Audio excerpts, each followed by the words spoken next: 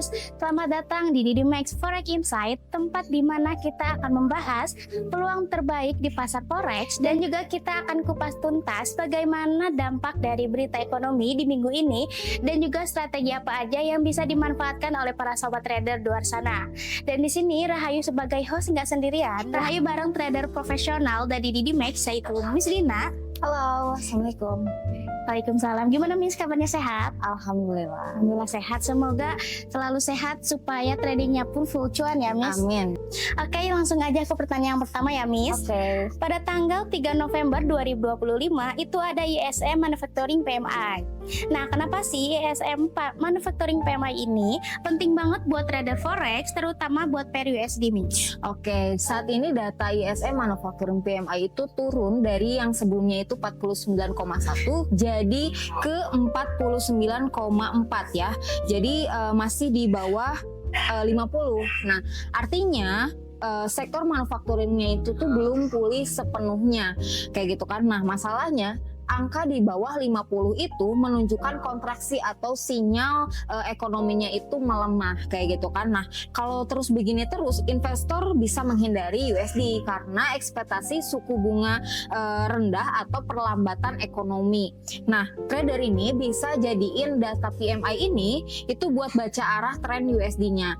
Nah, kalau misalkan data berikutnya itu nanti ternyata naik di atas 50, berarti ini menunjukkan jadi sinyal bullish untuk dolar kayak gitu.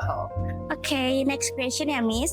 RBA lagi-lagi tahan suku bunga di 3,60%. Nah, apa sih dampaknya buat AUD Miss? Nah, untuk Reserve Bank of Indonesia atau RBA itu tetap di 3,6% ya, sesuai dengan ekspektasi pasar sebelumnya.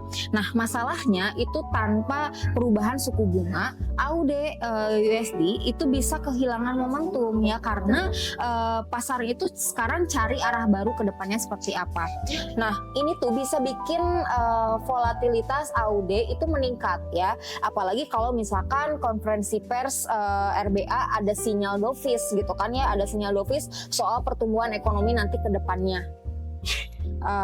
Trader bisa manfaatin momen ini tuh dengan memperhatikan nada pernyataan di RBA-nya sendiri. Kalau misalkan ada nada optimis, maka AUD itu bisa langsung menguat kayak gitu. Oke, ke pertanyaan ketiga ya Miss. Gimana cara baca data employment change dan juga unemployment rate buat pair NZD USD Miss? Oke, data ketenaga kerjaan NZD itu menunjukkan employment change-nya itu naik 0,1% dan penganggurannya itu naik ke 5,3% dari yang sebelumnya itu 5,2% ya, naiknya sebesar 0,1%. Nah, naiknya angka pengangguran ini menandakan ya pasarnya kerjanya melambat kayak gitu kan. Nah, kalau misalkan ekonominya melemah, nah Reserve Bank of New Zealand atau RBNZ itu mungkin akan tunda untuk menaikkan suku bunganya gitu kan. Nah, ini tuh bikin NZD-nya juga bisa melemah kayak gitu. Nah, trader bisa antisipasi pelemahan New Zealand dollar untuk jangka pendeknya. Nah, tapi tetap pantau juga pergerakan inflasinya untuk untuk konfirmasi arah kebijakan selanjutnya itu seperti apa kayak gitu. Oke, next question ya Miss. ADP itu bakalan naik di 2,8 ribu dari sebelumnya itu di minus 32.000. Berarti bagus dong buat USD sekarang. Oke, jadi data ADP non-farm employment itu menunjukkan pemulihannya ya. Ini pesat banget ya. Dari yang sebelumnya itu minus 32K jadi ke 28K. Betul. Nah, tapi kenaikannya juga ini sebetulnya belum signifikan ya buat mengubah persepsi pasar gitu kan. Kalau misalkan trennya ini berlanjut dan juga NFP-nya juga nanti bisa positif, nah ini bisa jadi dorongan kuat untuk USD-nya kayak gitu. Nah, tapi kalau misalkan enggak gitu kan ya, nggak bisa konsisten, nah pasar juga bisa tetap ragu-ragu sih kayak gitu ya. Jadi trader juga bisa manfaatin news ADP ini, data ADP ini sebagai pemanasan gitu kan buat baca arah NFP ke depannya seperti apa gitu. Oke, next question ya Miss. Inggris juga tahan suku bunga di 4%. Ini jadi kabar baik atau kabar buruk nih buat GBP khususnya? Oke, kemarin untuk BOE sendiri atau Bank of England itu tetap ya suku bunganya di 4% sesuai dengan ekspektasi pasar sebelumnya. Namun ya pernyataan yang terlalu hati-hati juga itu bisa dilihat sebagai sinyal bahwa ekonominya itu melemah, tanda ekonominya tuh lemah kayak gitu. Nah, jadi sebetulnya kalau misalkan pernyataan dari speak-nya itu bisa mempengaruhi juga gitu kan ya.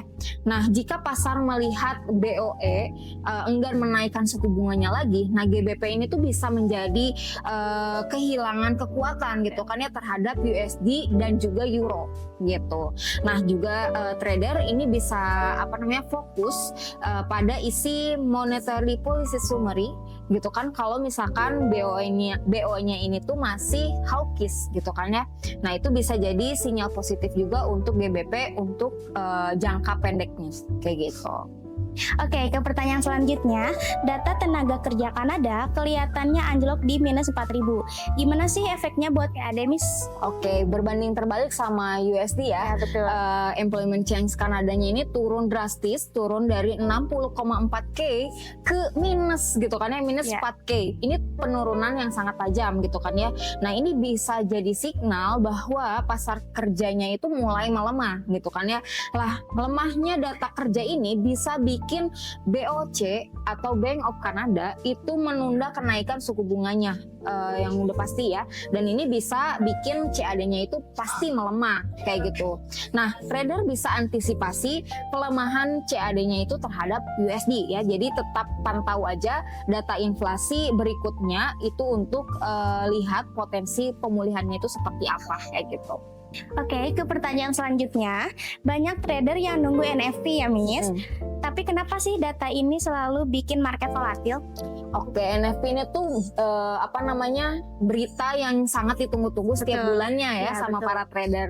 Ada beberapa NFT yang sebelumnya itu kita gagal terus ya karena betul. shutdown gitu kan ya. Tapi NFT ini kenapa ditunggu-tunggu? Karena ngukur jumlah pekerjaan baru di luar sektor pertanian kayak gitu kan, indikator vital juga untuk ekonomi AS ke depannya. Nah, karena NFT itu bisa ubah ekspektasi pasar soal kebijakan suku bunga The Fed kayak gitu, hasilnya itu langsung berdampak ya, berdampak besar ke USD dan juga emas kayak gitu. Dan kalau misalkan hasilnya jauh di atas ekspektasi, USD ini tuh bisa langsung melonjak.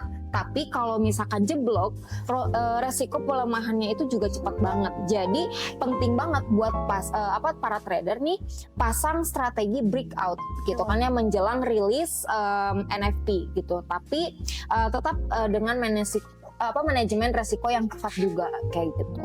Oke, last question ya Miss. Data pengangguran di Amerika Serikat dan gaji rata-rata dirilis bareng. Nah, mana sih yang lebih penting Miss? Oke, data unemployment rate dan juga average hourly earning itu memang sering dibaca bebarengan gitu kan ya, bersamaan. Nah, masalahnya kadang angka penganggurannya itu turun tapi upahnya stagnan. Bikin pasar itu bingung gitu kan ya, arahnya kebijakan The Fed ini tuh mau kemana sih kayak gitu kan ya. Nah, jika penganggurannya rendah kayak gitu kan dan upahnya naik, itu artinya ekonominya kuat. Nah, sinyal hawkish untuk USD-nya. Tapi kalau misalkan dua-duanya turun, nah ini tuh bisa jadi sinyal yang dovish gitu kan ya. Berarti sinyal dovish untuk USD kayak gitu. Nah, kita sebagai trader bisa kombinasikan dua data ini untuk menentukan gitu kan momentum USD dan juga emas di akhir pekan trading kayak gitu. Oke, mungkin sekian Forex Insight yang bisa kita sampaikan. Semoga bermanfaat dan bisa diaplikasikan oleh sobat trader di luar sana. Saya Rahayu, Saya Dina. happy cuan dan happy profit. See you.